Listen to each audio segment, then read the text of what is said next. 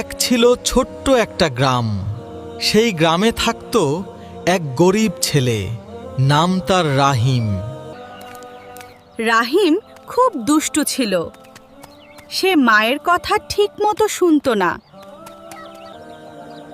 মা, আমার খুব চিন্তা হচ্ছে কালকে কি হবে। চিন্তা করো না বাবা, আল্লাহ ভরসা।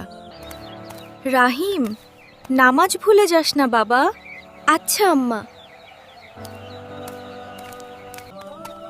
বাবা, নামাজের সময় হয়ে গেছে।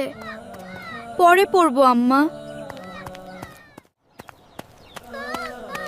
যে আল্লাহের উপর ভরসা করে আর তার রসুলের দেখানো পথে চলে, আল্লাহ তার রিজিকের ব্যবস্থা ঠিকই করে দেন। কথাগুলো রাহিমের মনে গভীরভাবে লাগল। ইমামের কথা শুনে রাহিম নিজেকে বদলে ফেলল। নিজে না খেয়ে গরিব মানুষকে খাওয়ালো। আল্লাহ তোমার রিজিক বাড়িয়ে দিন।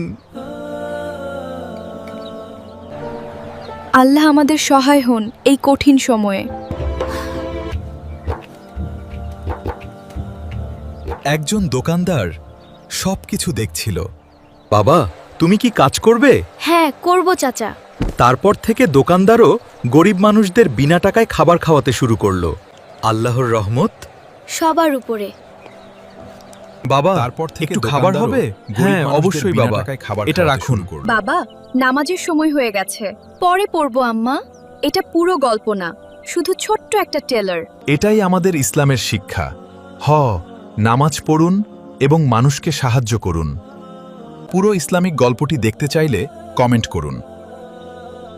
ভিডিওটা ভালো লাগলে লাইক দিন, চ্যানেলটা সাবস্ক্রাইব করে বেল বাটন অন করে দিন।